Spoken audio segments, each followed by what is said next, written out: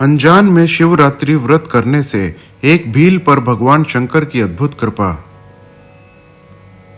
ऋषियों ने पूछा, सूत जी, पूर्व काल में किसने इस उत्तम शिवरात्रि व्रत का पालन किया था और अनजान में भी इस व्रत का पालन करके किसने कौन सा फल प्राप्त किया था? सूत जी ने कहा, ऋषियों, तुम सब लोग सुनो। मैं इस विषय में एक निषाद का प्राचीन इतिहास सुनाता हूँ जो सब पापों का नाश करने वाला है। पहले की बात है, किसी वन में एक भील रहता था जिसका नाम था गुरुद्रुह। उसका कुटुंब बड़ा था तथा वह बलवान और क्रूर स्वभाव का होने के साथ ही क्रूरतापूर्ण कर्म में तत्पर रहता था। वह प्रतिदिन वन में जाकर मृगों को मारता और वहीं रहकर नाना प्रकार की चोरियां करता था। उसने बचपन से ही कभी कोई शुभ कर्म नहीं किया था। इस प्रकार वन में रहते हुए उस दुरात्मा भील का बहुत सा समय बीत गया। तदनंतर एक दिन बड़ी सुंदर एवं शुभकारक शिवरात्रि आई, किंतु यह दुरात्मा घने जंगल में निवास करने वाला था, इसीलिए उस व्रत को नहीं जानता था। उसी दिन उस भील के माता पिता और पत्नी ने भूख से पीड़ित होकर उससे याचना की, वनेचर, हमें खाने को दो। उनके इस प्रकार याचना करने पर वह तुरंत धनुष लेकर चल दिया और मृगों के शिकार के लिए सारे वन में घूमने लगा। दैव योग से उसे उस दिन कुछ भी नहीं मिला और सूर्य अस्त हो गया। इससे उसको बड़ा दुख हुआ और वह सोचने लगा, अब मैं क्या करूं, कहाँ जाऊं, आज तो कुछ नहीं मिला। घर में जो बच्चे हैं उनका तथा माता पिता का क्या होगा? मेरी जो पत्नी है उसकी भी क्या दशा होगी? अतः मुझे कुछ लेकर ही घर जाना चाहिए, अन्यथा नहीं। ऐसा सोचकर वह व्याध एक जलाशय के समीप पहुंचा और जहां पानी में उतरने का घाट था वहां जाकर खड़ा हो गया। वह मन ही मन यह विचार करता रहा कि यहाँ कोई न कोई जीव पानी पीने के लिए अवश्य आएगा। उसी को मारकर कृतकृत्य हो उसे साथ लेकर प्रसन्नतापूर्वक घर को जाऊंगा। ऐसा निश्चय करके वह व्याध एक बेल के पेड़ पर चढ़ गया और वहीं जल साथ लेकर बैठ गया। उसके मन में केवल यही चिंता थी कि कब कोई जीव आएगा और कब मैं उसे मारूंगा। इसी प्रतीक्षा में भूख प्यास से पीड़ित हो वह बैठा रहा। उस रात के पहले पहर में एक प्यासी हिरणी वहां आई जो चकित होकर जोर जोर से चौकड़ी भर रही थी। ब्राह्मणों, उसी मृगी को देखकर व्याध को बड़ा हर्ष हुआ और उसने तुरंत ही उसके वध के लिए अपने धनुष पर एक बाण का संधान किया। ऐसा करते हुए उसके हाथ से धक्के से थोड़ा सा जल और बिल्व पत्र नीचे गिर पड़े। उस पेड़ के नीचे शिवलिंग था। उक्त जल और बिल्व पत्र से शिव की प्रथम पहर की पूजा संपन्न हो गई। उस पूजा के महात्म्य से उस व्याध का बहुत सा पातक तत्काल नष्ट हो गया। वहां होने वाली खड़खड़ाहट की आवाज को सुनकर हिरणी ने भय से ऊपर की ओर देखा। व्याध को देखते ही वह व्याकुल हो गई और बोली। मृगी ने कहा, व्याध, तुम क्या करना चाहते हो? मेरे सामने सच सच बताओ। हिरणी की आवाज सुनकर वह व्याध बोला, आज मेरे कुटुंब के लोग भूखे हैं, अतः तुमको मारकर उनकी भूख मिटाऊंगा, उन्हें तृप्त करूंगा। व्याध का वह दारुण वचन सुनकर तथा जिसे रोकना कठिन था, उस दुष्ट भील के बाण को ताने देखकर मृगी सोचने लगी कि अब मैं क्या करूं, कहाँ जाऊं, अच्छा कोई उपाय रचती हूं। ऐसा विचार कर उसने वहां इस प्रकार कहा। मृगी बोली, भील, मेरे मांस से तुमको सुख होगा।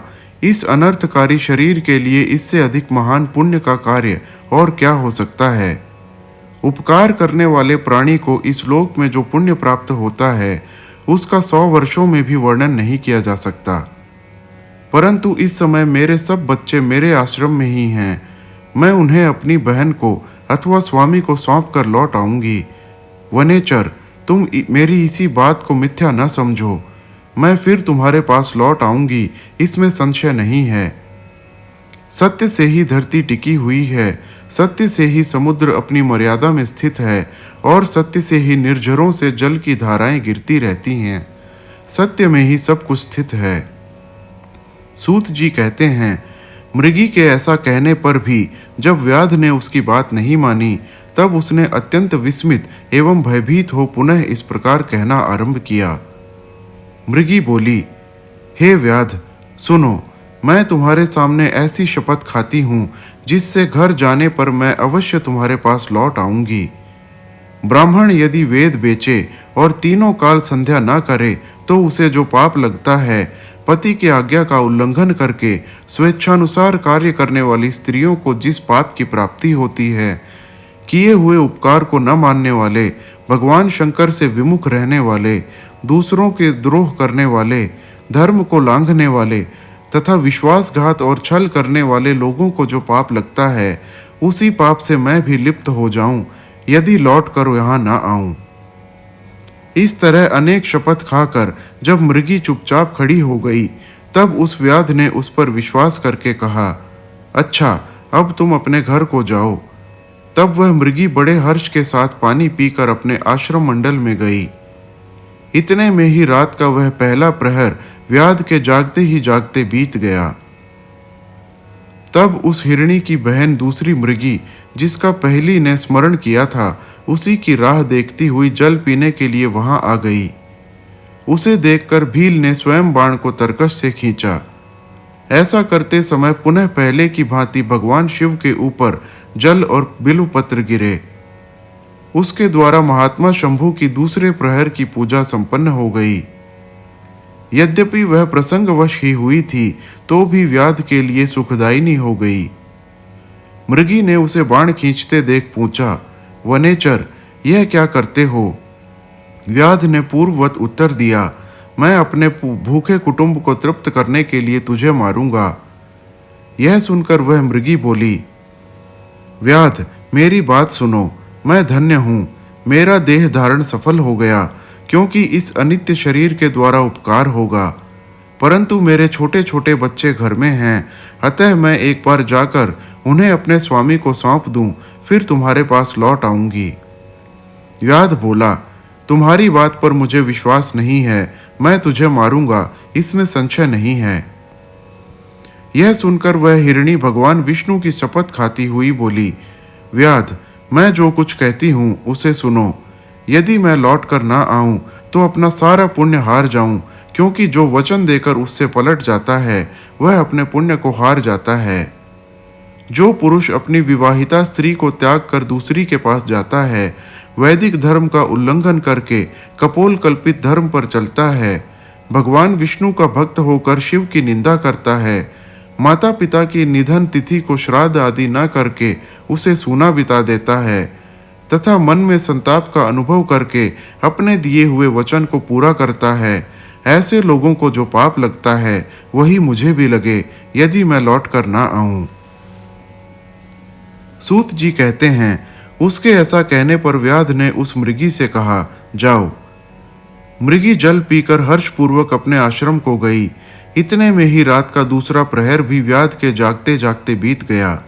इसी समय तीसरा प्रहर आरंभ हो जाने पर मृगी के लौटने में बहुत विलंब हुआ जान चकित हो व्याध उसकी खोज करने लगा। इतने में ही उसने जल के मार्ग में एक हिरण को देखा। वह बड़ा हिष्ट पुष्ट था। उसे देखकर वनेचर को बड़ा हर्ष हुआ और वह धनुष पर बाण रखकर उसको मार डालने को उद्यत हुआ। ऐसा करते समय उसके प्रारब्धवश कुछ जल और बिल्व पत्र शिवलिंग पर गिरे। उससे उसके सौभाग्य से भगवान शिव की तीसरे प्रहर की पूजा संपन्न हो गई। इस तरह भगवान ने उस पर अपनी दया दिखाई। पत्तों के गिरने आदि का शब्द सुनकर उस मृग ने व्याध की ओर देखकर पूछा, क्या करते हो? व्याध ने उत्तर दिया, मैं अपने कुटुंब को भोजन देने के लिए तुम्हारा वध करूंगा। व्याध की यह बात सुनकर हिरण के मन में बड़ा हर्ष हुआ और तुरंत ही व्याध से इस प्रकार बोला। हिरण ने कहा, मैं धन्य हूँ, मेरा हृष्ट पुष्ट होना सफल हो गया, क्योंकि मेरे शरीर से आप लोगों की तृप्ति होगी। जिसका शरीर परोपकार के काम में नहीं आता, उसका सब कुछ व्यर्थ चला जाता है। जो सामर्थ्य रहते हुए भी किसी का उपकार नहीं करता है, उसकी वह सामर्थ्य व्यर्थ चली जाती है तथा वह परलोक में नरकगामी होता है। परंतु एक बार मुझे जाने दो, मैं अपने बालकों को उनकी माता के हाथ में सौंपकर और उन सब को धीरज बंधाकर यहाँ लौट आऊंगा। उसके ऐसा कहने पर व्याध मन ही मन बड़ा विस्मित हुआ। उसका हृदय कुछ शुद्ध हो गया था और उसके सारे पाप पुंज नष्ट हो चुके थे। उसने इस प्रकार कहा। व्याध बोला, जो जो यहाँ आए वे सब तुम्हारी ही तरह बातें बनाकर चले गए, परंतु वे वंचक अभी तक नहीं लौटे हैं। मृग, तुम भी इस समय संकट में हो, इसीलिए झूठ बोलकर चले जाओगे। फिर आज मेरा जीवन निर्वाह कैसे होगा?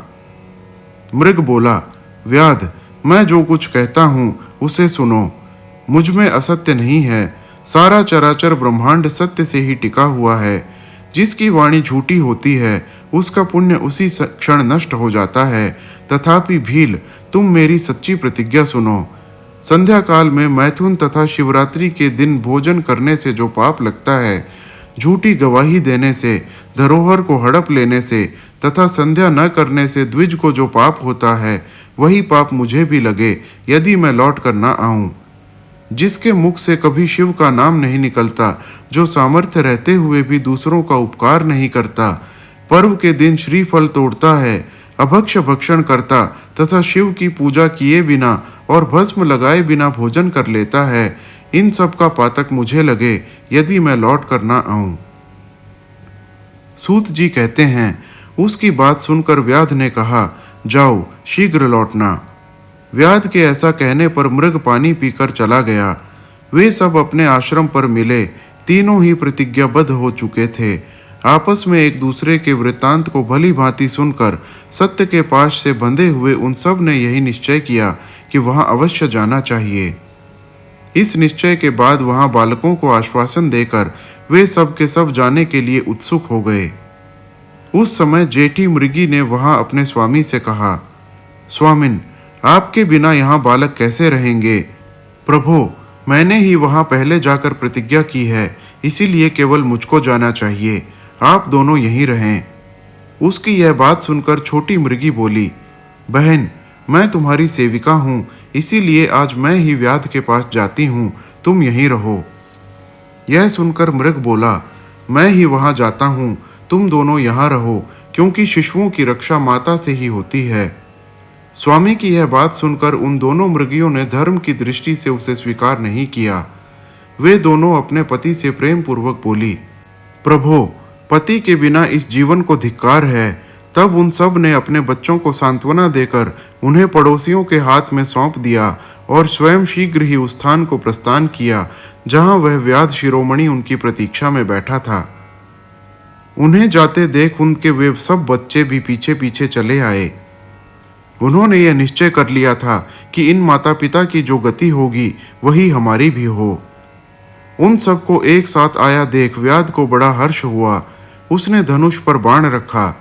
उस समय पुनः जल और बिल्वपत्र शिव के ऊपर गिरे। उससे शिव की चौथे प्रहर की शुभ पूजा संपन्न हो गई। उस समय व्याध का सारा पाप तत्काल भस्म हो गया। इतने में ही दोनों मृगियां और मृग बोल उठे, व्याध शिरोमणे, शीघ्र कृपा करके हमारे शरीर को सार्थक करो। उनकी यह बात सुनकर व्याध को बड़ा विस्मय हुआ। शिव पूजा के प्रभाव से उसको दुर्लभ ज्ञान प्राप्त हो गया। उसने सोचा, ये मृग ज्ञानहीन पशु होने पर भी धन्य हैं, सर्वथा आदरणीय हैं, क्योंकि अपने शरीर से ही परोपकार में लगे हुए हैं। मैंने इस समय मनुष्य जन्म पाकर भी किस पुरुषार्थ का साधन किया? दूसरे के शरीर को पीड़ा देकर अपने शरीर को पोसा है। प्रतिदिन अनेक प्रकार के पाप करके अपने कुटुंब का पालन किया है। हाय, ऐसे पाप करके मेरी क्या गति होगी, अथवा मैं किस गति को प्राप्त होऊंगा? मैंने जन्म से लेकर अब तक जो पातक किया है उसका इस समय मुझे स्मरण हो रहा है। मेरे जीवन को धिक्कार है, धिक्कार है। इस प्रकार ज्ञान संपन्न होकर व्याध ने अपने बाण को रोक लिया और कहा, श्रेष्ठ मृगों, तुम जाओ, तुम्हारा जीवन धन्य है। व्याध के ऐसा कहने पर भगवान शंकर तत्काल प्रसन्न हो गए और उन्होंने व्याध को अपने सम्मानित एवं पूजित स्वरूप का दर्शन करवाया तथा कृपा पूर्वक उसके शरीर का स्पर्श करके उससे प्रेम से कहा, भील, मैं तुम्हारे व्रत से प्रसन्न हूँ, वर मांगो। व्याध भी भगवान शिव के उस रूप को देखकर तत्काल जीवन मुक्त हो गया और मैंने सब कुछ पा लिया, यूं कहता हुआ उनके चरणों के आगे गिर पड़ा। उसके इस भाव को देखकर भगवान शिव भी मन ही मन बड़े प्रसन्न हुए और उसे गुह नाम देकर कृपा दृष्टि से देखते हुए उन्होंने उसे दिव्य वर दिए। शिव बोले, व्याध सुनो, आज से तुम श्रृंगवेरपुर में उत्तम राजधानी का आश्रय ले दिव्य भोगों का उपभोग करो। तुम्हारे वंश की वृद्धि निर्विघ्न रूप से होती रहेगी। देवता भी तुम्हारी प्रशंसा करेंगे। व्याध, मेरे भक्तों पर स्नेह रखने वाले भगवान श्री राम एक दिन निश्चय ही तुम्हारे घर पधारेंगे और तुम्हारे साथ मित्रता करेंगे। तुम मेरी सेवा में मन लगाकर दुर्लभ मोक्ष पा जाओगे। इसी समय वे सब मृग भगवान शंकर का दर्शन और प्रणाम करके मृग योनि से मुक्त हो गए तथा दिव्य देहधारी हो विमान पर बैठकर शिव के दर्शन मात्र से शाप मुक्त हो दिव्यधाम को चले गए। तब से अर्बुद पर्वत पर भगवान शिव व्याघेश्वर नाम से प्रसिद्ध हुए, जो दर्शन और पूजन करने पर तत्काल भोग और मोक्ष प्रदान करने वाले हैं। महर्षियों, वह व्याध भी उस दिन से दिव्य भोगों का उपभोग करता हुआ अपनी राजधानी में रहने लगा। उसने भगवान श्री राम की कृपा पाकर शिव का सायुज्य प्राप्त कर लिया। अनजान में ही इस व्रत का अनुष्ठान करने से उसको सायुज्य मोक्ष मिल गया। फिर जो भक्तिभाव से संपन्न होकर इस व्रत को करते हैं, वे शिव का शुभ सायुज्य प्राप्त कर लें, इसके लिए तो कहना ही क्या है। संपूर्ण शास्त्रों तथा अनेक प्रकार के धर्मों के विषय में भली भांति विचार करके इस शिवरात्रि व्रत को सबसे उत्तम बताया गया है। इस लोक में जो नाना प्रकार के व्रत, विविध तीर्थ, भांति भांति के विचित्र दान, अनेक प्रकार के यज्ञ, तरह तरह के तप तथा बहुत से जप हैं, वे सब इस शिवरात्रि व्रत की समानता नहीं कर सकते। इसीलिए अपना हित चाहने वाले मनुष्यों को इस शुभतर व्रत का अवश्य पालन करना चाहिए। यह शिवरात्रि व्रत दिव्य है, इससे सदा भोग और मोक्ष की प्राप्ति होती है। महर्षियों, यह शुभ शिवरात्रि व्रत व्रतराज के नाम से विख्यात है। इसके विषय में सब बातें मैंने तुम्हें बता दी। अब और क्या सुनना चाहते हो? हर हर महादेव।